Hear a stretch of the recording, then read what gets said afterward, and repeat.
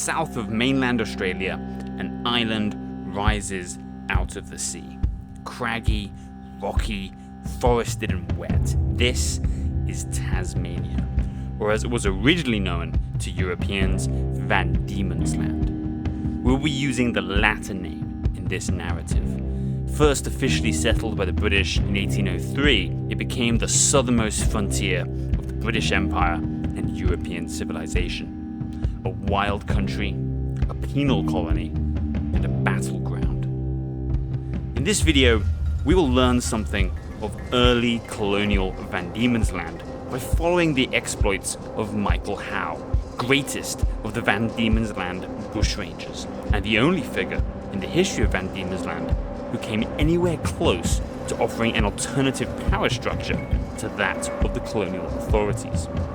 Bushrangers were the outlaws and bandits of colonial Australia, men who fled the authority of the convict system, or indeed of civilised life itself, and struck out for an independent existence in the vast Australian wilderness. As we shall see, the early bushrangers of Van Diemen's Land had a particularly powerful impact on the colony's history.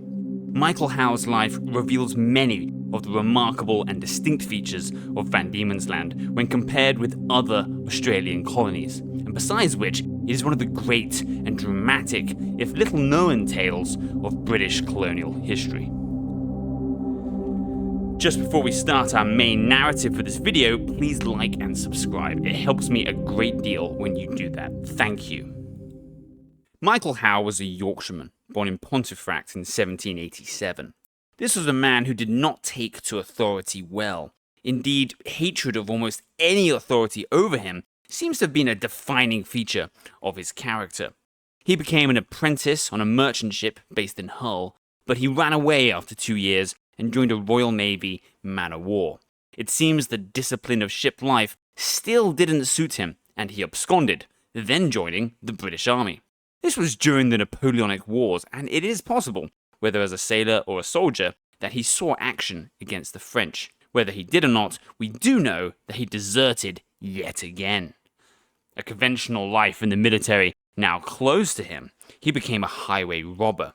In 1811, he was arrested for the crime of robbing a miller on the highway in Yorkshire. This was a capital crime, and he could have gone to the gallows. Indeed, it would have saved the British state quite a bit of trouble if he had done so. Luckily for him, his sentence was commuted to 7 years' transportation to Australia. He left England on the ship Indefatigable and arrived in Van Diemen's Land in October 1812, a man of 25 with a past of rebelliousness and escapes from authority.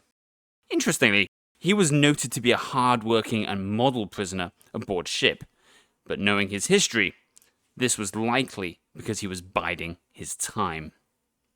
Van Diemen's Land at this time was still a part of New South Wales, led by its own Lieutenant Governor. Concerted British settlement had begun less than 10 years before, and at Hobart he would have seen a town mostly consisting of poor huts made of wood and mud, though more and more permanent structures were appearing. The entire island of Van Diemen's Land contained a population of only around 2,000 British inhabitants, as well as an Aboriginal population estimated to consist of between 3,000 and 7,000 people. With its vast forests, rugged, rocky coasts, and wet, tempestuous climate, it was one of the most exotic and wild places in the expanding British Empire. The great majority of convicts sent to Australia at this time joined the system of assignment. Instead of being kept in prisons or government employ, they were assigned to work for local free settlers, many of whom, in the early days, were themselves former convicts. Howe was assigned to one Mr. Ingle, a merchant and grazier. The grazing of sheep needed land. The search for that land continuously pushed settlers outwards, away from the two centres of British authority at Hobart and Port Dalrymple. This in turn made direct control over the lives of convicts difficult. In this context, Howe had no great difficulty in once again fleeing from authority, going into the bush and joining a gang of 28 other escapees there. The Australian bush is famously an unforgiving place. But in the case of Van Diemen's Land, we must modify our mental image somewhat. This is a land of fields, forests, not desert. It is wet, not dry. Access to fresh water, key to survival in any environment, was far easier to come by here than in mainland Australia. For food, there was ample game. Kangaroo, emu, swans, and an array of other exotic animals became the daily fare of the bushrangers, as they were indeed also for the more law-abiding settlers. Hunting them required dogs. Famous cases of cannibalism in Van Diemen's Land were the result of escaped convicts having no dogs with them. With a good fast dog, a man could feed himself indefinitely and clothe himself with kangaroo skins. Shelter, too, was facilitated by the wooded environment. Exploration and bushranging in mainland Australia generally required the carrying of tents, but the residents of Van Diemen's Land learned to use branches covered with kangaroo skins as makeshift tents that they could construct as and when they needed them. As we shall see, the human face of the bush would also sometimes be an ally, if an unsteady one, to the escaped convicts. Both the Tasmanian natives and the convict workers would provide key assistance to the bushrangers. The bushrangers that Howe fell in with formed a gang led by John Whitehead. Whitehead can reasonably lay claim to have been the first significant leader of bushrangers in Van Diemen's Land, and gave some sort of direction to their activities beyond petty theft and survival. Stealing was fundamental to bushranger life in Van Diemen's Land. They had to steal dogs for hunting, and firearms and ammunition to defend themselves from the authorities and the natives. While the basis of subsistence was provided by the bush, if they wanted the luxuries of bread, tea, and rum, then they had to steal them. And who doesn't want bread, tea, and rum? Whitehead and his gang would be more ambitious still, raiding the outlying homes of settlers and stealing anything of value, then trading the stolen goods for any tools, luxuries, food, ammunition, dogs, and clothes that they needed. More provocatively, they also directed their violence against the authorities of colonial Van Diemen's Land, raiding the farms of the district constable and police magistrates and burning their wheat stacks. They didn't want to just escape the law. They wanted to strike back at it and humiliate it. So damaging were their attacks, so impotent the authorities in dealing with them, that Lieutenant Governor Davey stooped to offer a general amnesty to all bushrangers. A forgiving attitude was not completely out of the norm. His predecessor, David Collins, had frequently forgiven individual escapees, but an attempt at clemency applied to all and sundry in the aftermath of attacks against colonial authority figures stank of desperation. The bushrangers exploited this weakness to the maximum. They only increased their crimes in the lead up to the deadline for amnesty. They then returned to town, accepted the amnesty, enjoyed some time in the settlement, and then after carousing through Hobart, many of them simply returned to the bush, where their ravages continued. The Whitehead gang pillaged the farm of a settler named Carlisle, and Carlisle decided not to take this affront lying down. He quickly informed his fellow settler, Mr. McCartney, that the bushrangers were in the area. McCartney had a schooner filled with valuable goods anchored in the Derwent River near Hobart, and he feared that the bushrangers would raid his boat. McCartney thus decided he wasn't going to hang around and wait for his goods to be stolen. He equipped a team of 8 volunteers, including Carlisle, with pistols and muskets, and decided to search for and confront the Whitehead gang in the vicinity of Carlisle's farm. Catching up with them in the woods, McCartney demanded the bushrangers surrender. Whitehead and his men took stock of their situation, saw that it was they who were in a better position of cover behind a large, hollow tree, while McCartney's men were standing in an open clearing. The bushrangers replied to McCartney's demand with musket fire, and a shootout ensued. McCartney and his men put up a good fight, but their tactical ineptitude gave them little chance for victory. 5 of them were already wounded when Carlisle took a musket ball to the groin, collapsing to the ground. Seeing his enemy's trouble, it was now Whitehead who called on McCartney and his gang to surrender. McCartney refused such a disgraceful action, and instead, his men picked up Carlisle and as a group made a fighting retreat in the direction of Hobart, leaving one of their number behind. This man was called Murphy, and he was too badly wounded with a ball in the abdomen to join the retreat. Elated by their victory, and with no particular reason to pursue their fleeing foes, Whitehead's gang collected whatever McCartney's people had left behind and prepared to head deeper into the bush. Before departing, some of them wanted to pass some time in torturing poor Murphy, but Whitehead, to his credit, refused to allow Murphy to be mistreated. It's not clear if Murphy survived his wounds or not, though it doesn't sound too good for him. Carlisle, for his part, would die of his wounds an hour or so after his escape. Despite his clemency to Murphy, Whitehead was clearly a man with some instinct for violent revenge. He and his men concocted a plan to attack McCartney's property as retribution for his pursuit and attack on themselves. They snuck up on McCartney's cottage in the middle of the night with loaded muskets. Once they were close, they presented arms and fired a volley into the house. But the Bushrangers were in a trap. Soldiers of the British Army's 46th Regiment were stationed nearby, presumably expecting the gang to come to McCartney's house. This was possibly a good guess, but it could also have been that the authorities had been tipped off by the gang's supposed friends among the convict stockkeepers.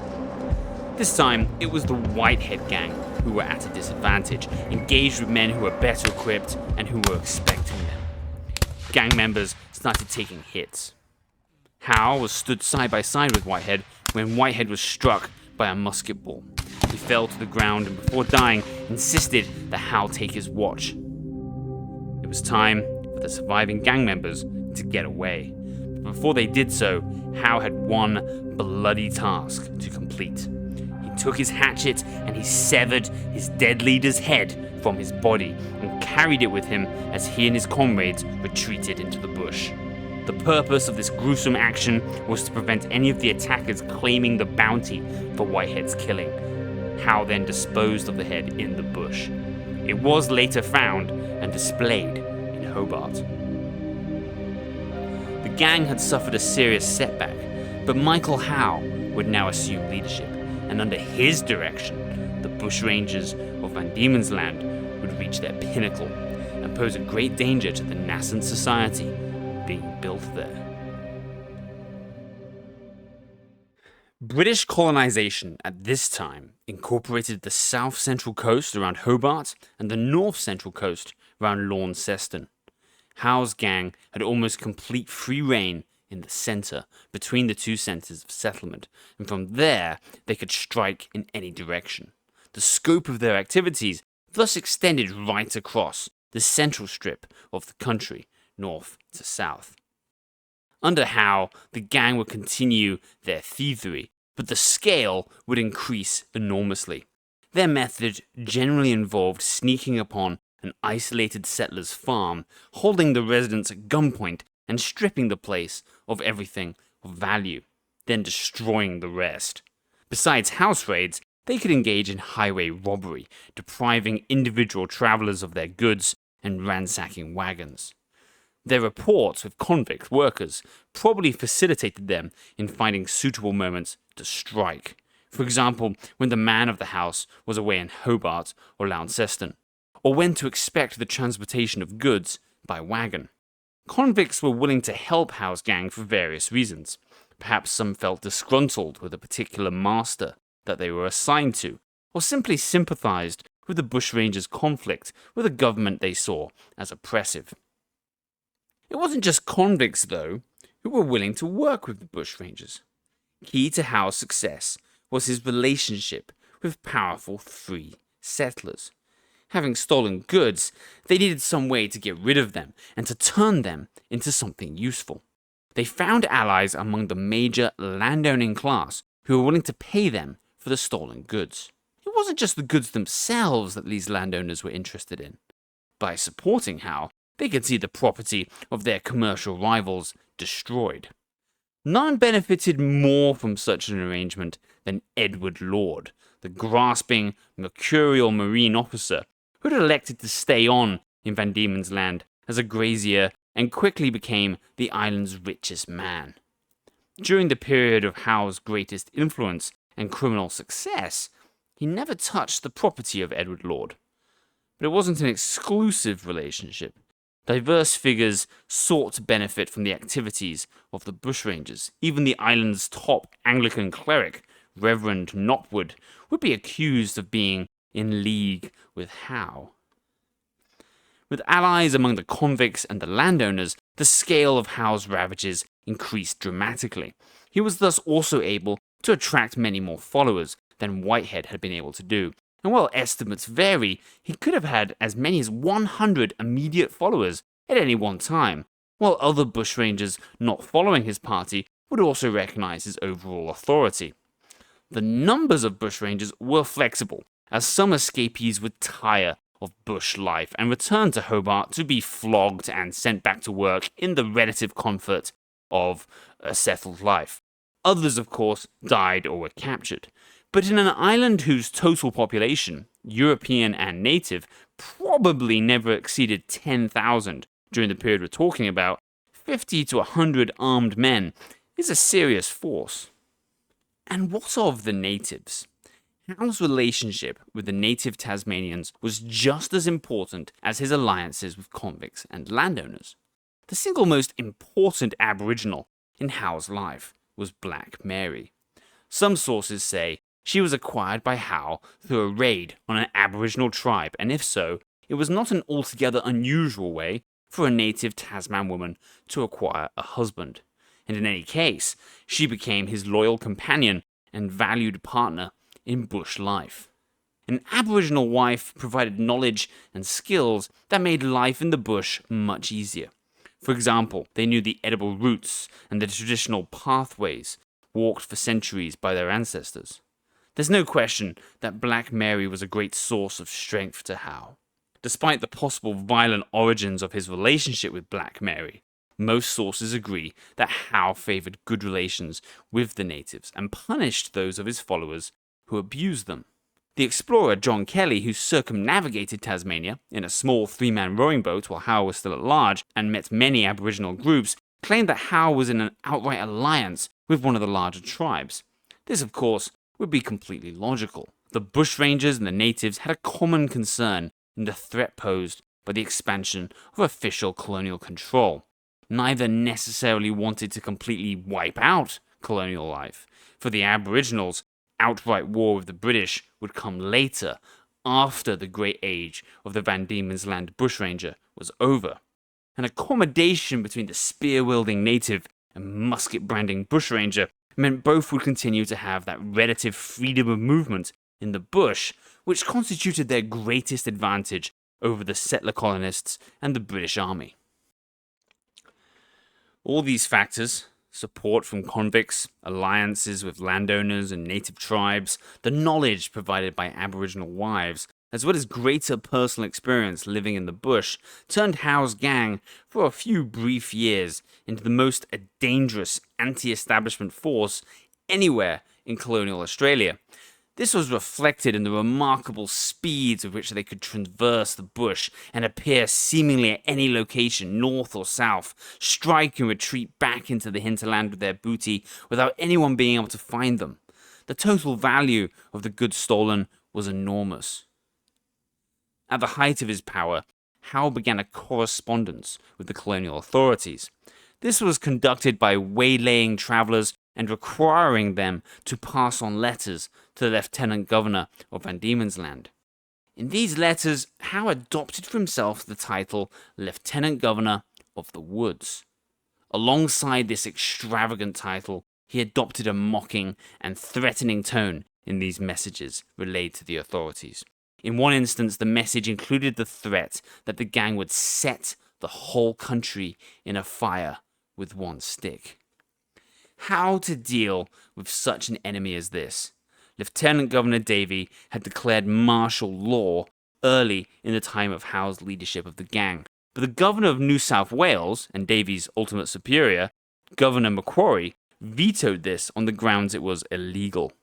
All the lieutenant governor could do was dispatch his small number of soldiers in pursuit once the gang had made an attack. The initiative was thus always with Howe. Even if they were surprised by the soldiers, as we saw happen under Whitehead, they were better adapted to and comfortable traversing the bush, thus facilitating their easy escape, while the soldiers, hampered by inappropriate uniforms, less experienced in bush life, simply couldn't keep up. If Howe was to be defeated, it would need some error or crisis to emerge from within his own bush community. Who was Michael Howe, the man? What kind of internal life did he have? We have noted his pattern of abhorrence for authority, though there is nothing to suggest he was anything but an entirely loyal friend and follower of John Whitehead before the latter's death. We have some important insights into who Howe was, because later in this story, his journal, apparently written in kangaroo blood, fell into the hands of a free settler. From this was learned that Michael Howe missed his old bushranger friends from the early days who had died in the bush or been captured by the authorities and hanged. We know that he dreamt of his sister back in England. Most importantly, in my opinion, for getting a glimpse of his character, it was learned that he dreamt of a little cottage in the Van Diemen's Land countryside. He had already spotted the exact location he wanted and had written out a list of seeds he would need, not just vegetables, but for flowers, to adorn this imagined home. Our rough criminal anti-hero, somewhere inside of him, had the heart of an English country gardener. I believe these brief impressions of Howe's character help to explain the collapse of his authority in the bush. While the circumstances are poorly explained by the sources, Howe started to lose the confidence of his followers. They were complaining that he was spending too much time alone in the bush away from the rest of the gang. Was he doing so because he was scouting out locations for the dreamt-of cottage, looking for flower seeds and enjoying some form of domestic contentment with Black Mary? That could well have been part of it. The gang, though, suspected him of being in contact with the authorities, looking for a way to win a pardon and return to settled life. Perhaps they were right. Perhaps both explanations have an element of truth. Complaints and suspicions about his absences ultimately became so bad that he chose himself to leave the gang and went off into the bush to live alone with Black Mary. Whatever domestic comfort Howe and Black Mary found together, separated from their former gang, would be short-lived. They were sought after, not only by soldiers, but by free settlers turned bounty hunters, as well as by convicts who could expect a pardon for their crimes by turning in bushrangers. The two of them were set upon by a band of soldiers and had to make their escape. Somehow, in the confusion of combat and retreat, Michael Howe shot Black Mary. Though not fatally. Injured, she fell into the hands of the soldiers and was taken back to Hobart as a prisoner. Michael Howe successfully escaped, but in the process, he lost his woman, his dogs, his knapsack, and his blunderbuss, all of which were important for a bushranger. How could this happen? Why would he shoot Black Mary, his own lover?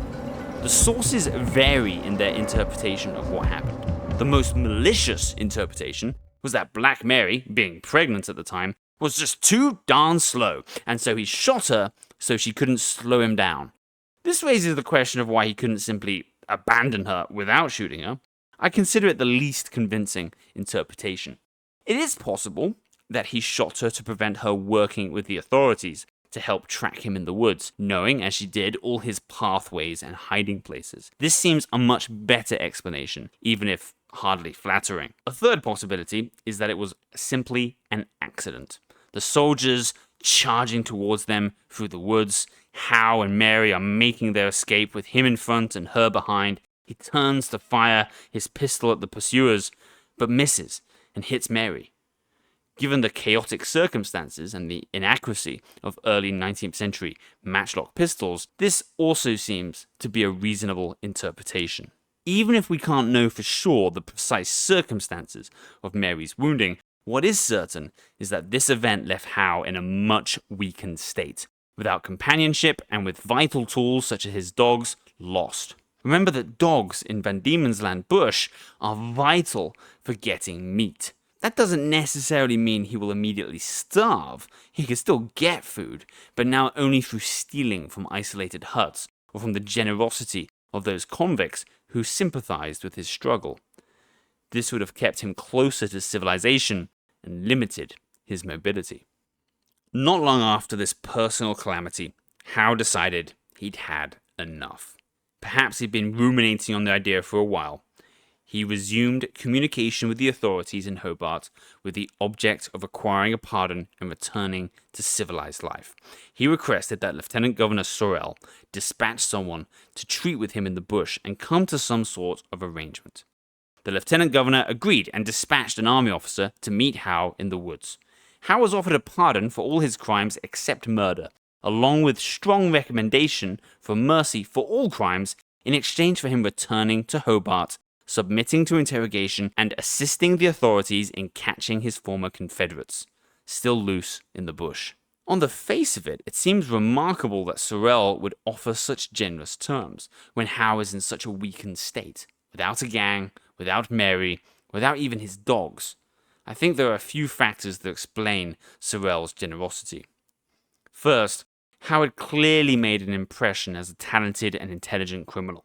Perhaps with time, he could acquire a new gang and a new Aboriginal partner and rebuild his former strength. Bringing him in prevents that. Secondly, while Howe was the greatest of his generation of bushrangers, the threat posed by his former fellows must have still seemed imposing. Clemency to one so you can hang the rest probably seemed like a good deal. Thirdly, there wasn't only the problem of the bushrangers, there was also the problem of all the people who had been helping Howe. Convicts, of course, but more importantly, from Sorel's point of view, also powerful free settlers, pillars of respectable Van Diemen's Land society like Edward Lord and Reverend Knopwood. I'm not suggesting that Sorel was looking for a chance to arrest these men. I think he wanted to break some of their power by removing their bushranger allies, but also prevent a scandal. What if Howe were to escape from Van Diemen's Land, as runaway convicts occasionally did manage to do, and reveal names of those who had supported him? This would damage the reputation of everyone involved in the colony. Michael Howe accepted Sorel's offer and returned to Hobart with the army officer. In Hobart, he was kept under guard and regularly interrogated. He did indeed accuse various respectable citizens of being his accomplices, though no action was taken against any of them. This is, of course, entirely unsurprising. The point of bringing in Howe was to end the bushranger menace, not to arrest large numbers of top-ranking Van Diemen's Land settlers. His application for a pardon was sent by Lieutenant Governor Sorel to Governor Macquarie in Sydney. Sorel himself, as a subordinate of the mother colony, New South Wales, couldn't grant the pardon himself. In the meantime, they could only wait. He was attached to one expedition with soldiers into the bush to look for bushrangers. Mary was included too, and we can only imagine how frosty that reunion must have been. Regardless, the expedition was not a success, and no bushrangers were found. Howe was allowed increasing freedom to walk around Hobart and converse with the citizens, and as with some bushrangers of later generations, he became a popular figure around town. People clearly admired him for his courage and tenacity. Some would sympathize with the struggle, perhaps to some extent grudgingly, and I think Howe must have been a man with considerable personal charisma to have won all these friends, allies, and admirers from among convict, settler, and Aboriginal over the course of his criminal career. Fatefully, a rumor arose in the town that New South Wales Governor Macquarie had rejected the application for pardon. It is not entirely clear that he did so, though it is certainly possible that it would have ultimately happened that way. Such a rumor was enough to convince Howe that his time in Hobart was over and he needed to return to the bush. So lax was his guard that he apparently had no great trouble in making his escape. Howe was a bushranger once again. Re-equipped with dogs and weapons, Howe probably felt confident of his chances outsmarting the authorities in this second bushranger career. However, this would be a much more solitary life, as he apparently made no effort to form a new gang, or resume contacts with high-ranking Van Diemen's Landers. They likely felt Howe had lost all usefulness and knew too much to stay alive. That left convict workers on the fringes of the settled areas as his potential friends and allies, and he did indeed seek out contacts among them for small-time bartering. But this too was risky.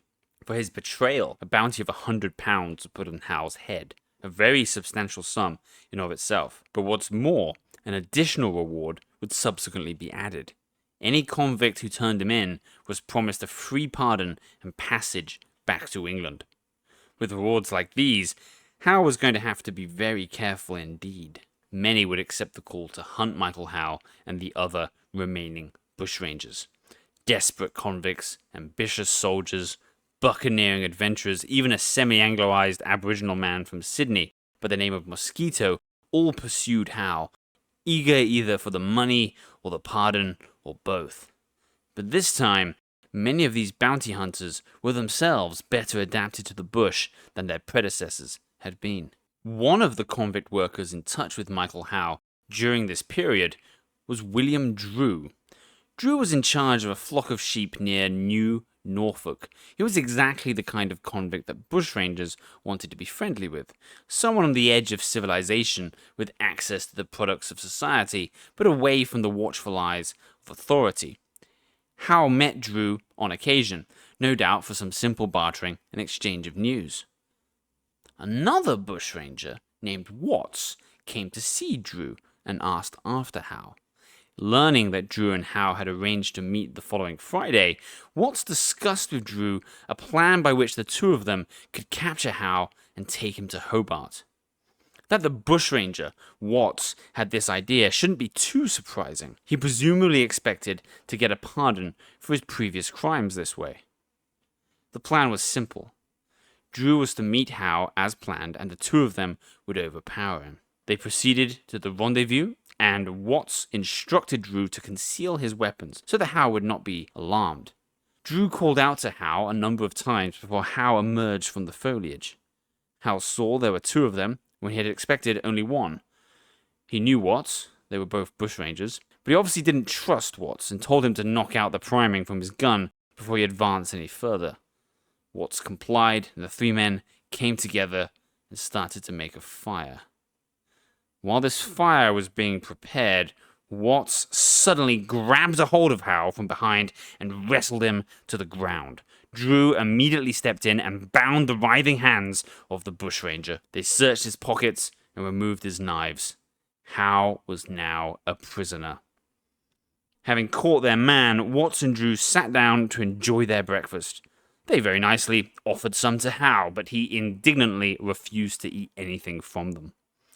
On their way back to Hobart Town to deliver their bounty and collect their reward, Drew went back to his hut to drop off the gun which belonged to his master, and he then returned to Watts and Howe. They proceeded on their way, Watts leading in front carrying his loaded musket, Drew behind carrying Howe's musket, with Howe between the two of them in a line. They obviously hadn't searched Howe thoroughly enough. With a concealed blade, he was able to surreptitiously unbind his hands. In an opportune moment, he launched himself at Watts, who had his back to him, and stabbed him. Watts immediately fell. Acting fast, Howe grabbed Watts' musket, turned to face Drew, and shot the stunned convict dead. Watts scrambled to his feet. Badly injured as he was, he made a run for it and hid in the bush. Howe didn't catch up with him. Perhaps he wasn't interested in wasting time pursuing a man who was bleeding to death. Howe was free again. Watts did survive long enough to reach a settler's house and speak to the local constable, explaining what had happened and describing Howe's murder of Drew. He was taken first to jail and then to hospital, but ultimately died of his wounds. This double murder, even if one of the victims was himself a criminal, exasperated the authorities, who redoubled their efforts. Time was running out for Howe, and his next setback was not long in coming. The next bounty hunter to come closest to capturing Howe was a man named McGill. He came to Van Diemen's Land as a convict and won emancipation by hunting bushrangers. As a free man, McGill kept up the hunt, and Howe was his intended quarry. The circumstances are hazy, but we know that McGill was able to catch Howe unawares, perhaps when Howe was sleeping. In his rush to escape capture, Howe lost much of his equipment, including his pistols, ammunition, dogs, and his knapsack, all of which were, as we've already discussed, vital items for a bushranger. This is also the moment when Howe's journal fell into the hands of the authorities. No friends, no woman, his dogs and pistols lost. Howe must have sensed his time was running out. The reward for taking him, dead or alive, was just too great. There was now no one he could trust. Every convict or bushranger, once his allies, was a potential enemy. Warburton was a kangaroo hunter, a man who made his living selling the skins and meat of the animals so crucial to life in early colonial Van Diemen's Land. These men lived almost as wild as the bushrangers, but generally stayed on just about the right side of the law. Warburton would chance occasionally to see Howe in the bush. It is very likely that they spoke and traded with each other from time to time. Whatever their precise relations, Warburton decided he wanted the reward money. He concocted a scheme to catch Howe with two Confederates. Thomas Worrell was a convict worker, a stockkeeper for none other than Edward Lord, Howe's erstwhile ally from Van Diemen's Land high society. And one has to wonder if Edward Lord was somehow in on the plan and looking for an opportunity to get rid of Howe. His third companion would be Private William Pugh of the 48th Regiment, a soldier. That a British soldier should by this time be involved in a private scheme to catch a bandit should not be too surprising. Regular military discipline in Van Diemen's Land was never great and was increasingly weakened by the need to protect scattered settlements with a very small number of troops, deployed in small groups without the daily contact with commanding officers. Officers complained that bushwork ruined men for regular soldiering, but it was necessary to defeat first the bushrangers and later the natives. Hunter, convict, soldier, almost the entire breadth of early Van Diemen's Land working class life united to bring down Michael Howe. Their plan was to wait for Howe near the Shannon River and ambush him. Just as Watts and Drew had done, our three bounty hunters were depending on Howe's need to come and barter with the more law-abiding residents of the bush. On an October day, Warburton finally saw his target. He called to Howe, asking him to come to his hut, promising to trade ammunition to him, something Howe badly needed. Howe was hesitant. He was armed with a musket, but of course not his pistols. So in any crisis, he'd only get one shot off before a melee. He disappeared back and forth multiple times into the trees, trying to assess the safety of the situation, contemplating the value of the risk. But he needed that ammunition. He agreed to walk with Warburton to the hut, but with musket ready and cocked. The door of the hut was open, and Howe was mere steps from entering when the sound of a musket shot rang through the forest. Private Pugh had fired his musket at Howe. He missed. Howe turned in the direction of the shot, saw the soldier, and fired his own weapon. He also missed. Pugh and Worrell emerged from behind cover and charged for Howe. Worrell fired off his musket, and this third shot was yet another miss. Had only he had his brace of pistols, Howe could have ended the fight quickly. How he must have cursed his luck in losing them. The struggle had come down to a melee. Howe went down swinging, fighting like a rabid animal, fighting as he always had done for his life and his freedom. Pugh and Worrell swung the butts of their muskets at him, and outnumbered Howe was doomed. It took multiple blows to the head from the muskets to finally knock Howe down. He died there without a word. The governor of the woods was dead. I'm not one to idolize criminals. I'm not one who admires the Crays or the Al Capones of this world. I share with you Michael Howe's story because it is a remarkable real-life tale of great adventure that also serves to illustrate many facts of colonial Van Diemen's Land. First, the amazing wildness of it. Van Diemen's Land was a penal colony, but in Howe's time, it was not yet a prison. There were no walls and no dedicated prison guards. Such things would appear later in the history of Van Diemen's Land and represent the most remarkable physical monuments of the Australian convict system. But for most of the history of colonial Van Diemen's Land and Australia generally, most convicts had an experience much more like Howe and the other convicts in this story, of being assigned workers to private settlers, living with quite a lot of freedom and very little to stop them escaping if they chose. If the mainland Australian bush wasn't very welcoming, the Van Diemen's Land bush was about as inviting to an Englishman as you could hope, with its temperate wet climate, access to water, and ample meat. Van Diemen's Land's unique geography made it the ideal place to be a bushranger. These same features were of great benefit to law-abiding convicts and settlers also. It was an island of hunters where bushmeat was staple fare. This made possible greater personal freedom and rapid expansion of the British population. But this same freedom would mean that Van Diemen's Land would have a particularly violent history by Australian standards. New South Wales had bushrangers, but none who could claim the success and power of a man like Michael Howe, who could deign to call himself the Governor of the Woods. With the bushrangers defeated, Van Diemen's Land's second battle would immediately commence, that between the British and the Aboriginals.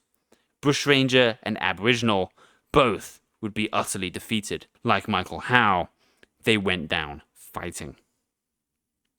Maybe I don't admire criminals, but I'm happy the breadth of English history includes men like Howe. We need our thugs and our rebels too. Else our history of this period would consist only of the wig-wearing upper class. And don't get me wrong, I like my wig wearers too. I had a lot positive to say about Australia's early colonial administrators in my video, The Birth of Australia. British imperial history generally, and colonial Australian history in particular, has a lot of adventure to offer, up and down the social scale.